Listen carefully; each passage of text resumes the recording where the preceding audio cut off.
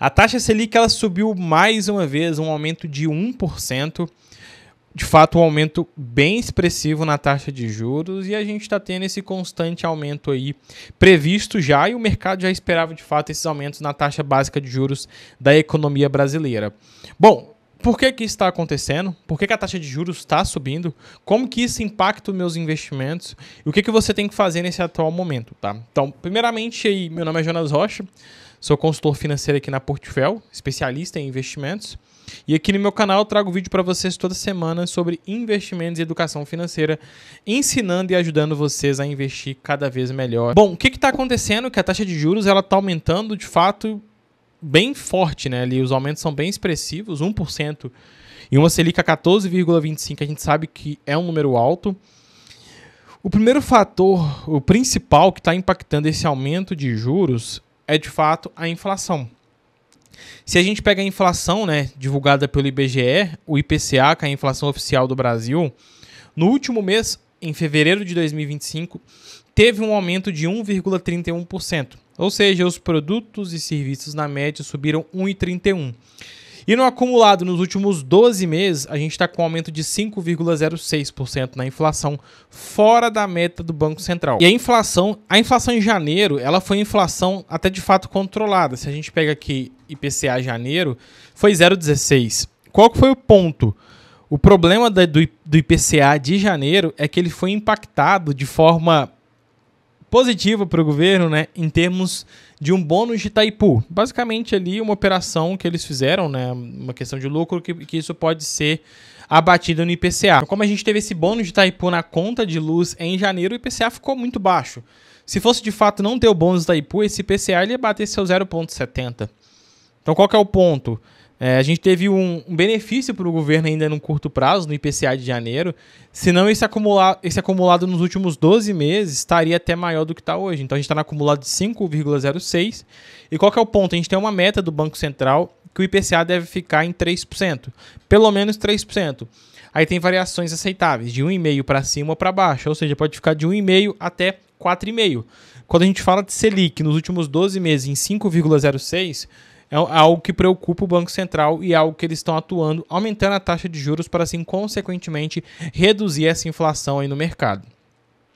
E também, como a gente teve a desvalorização muito forte da moeda no fim de 2024, esses preços ali que foram praticados no fim de 2024 até início de 2025, que a gente tinha dólar acima de R$6, isso impactou muito forte, de fato, aqui os produtos no Brasil, que ficou muito mais caro, o que está impactando a inflação agora nesse momento. Claro que agora o dólar já deu uma voltada, né, já deu uma corrigida.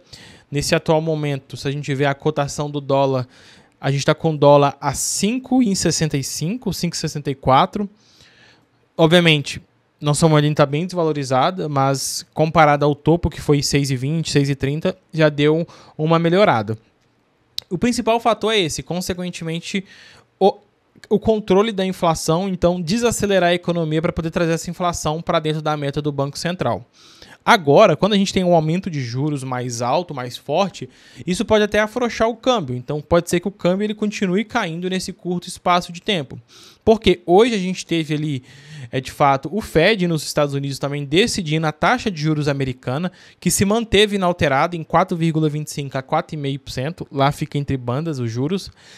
E, consequentemente, a gente tem os juros aqui no Brasil subindo. Ou seja, a diferença entre juros nas economias, elas tendem a crescer. Consequentemente, juros americanos estáveis, juros brasileiros subindo. Ou seja, o que acontece? A diferença aqui entre eles é que o investidor americano começa a olhar com bons olhos para a economia brasileira e, de repente, vendo boa sinal ali de oportunidade de fazer o famoso carry trade, tomar juros de uma economia que tem os juros mais baixos, como é o caso, por exemplo, do Japão, fazer a conversão do câmbio para o Brasil, investir numa renda fixa, depois vender a renda fixa, sair com lucro e mandar lá para fora e capturar todo esse alfa de juros entre economias. É algo que pode chamar atenção para o investidor ali estrangeiro e pode ser que o câmbio ele continue aí dando uma enfraquecida nos próximos meses, tá? Então vamos acompanhar isso de perto. E, Jonas, como que isso impacta os investimentos? Bom, se você for olhar hoje a bolsa, o investidor deve estar até um pouco achando estranho, né? Se você pega o Ibovespa nos últimos 5 dias, subindo quase 7%. Se você pega o IFIX, que é o índice dos fundos imobiliários nos últimos 5 dias, subindo 2,20. Aí o investidor pensa, poxa, Jonas, Selic subindo, era um grande consenso do mercado subir a Selic, e mesmo assim a Bolsa está subindo, a Bolsa Brasil e os fundos imobiliários estão disparando? Bom, na realidade, a gente tem que imaginar que nos mercados nós trabalhamos com expectativas futuras. Então, todo esse aumento da taxa de juros, ele foi precificado lá em novembro e dezembro. Ou seja, hoje o mercado já sabia que isso ia ocorrer. Então, basicamente, fica inalterado as expectativas frente ao mercado hoje da taxa de juros. Todo mundo sabia que ia subir 1%. Não era nenhuma novidade para ninguém. E com isso, por isso que ninguém está vendo a Bolsa cair. Muito pelo contrário. Bolsa nos últimos 5 dias subindo quase 7%. 6,98%. Por quê? O que o investidor começa a pensar?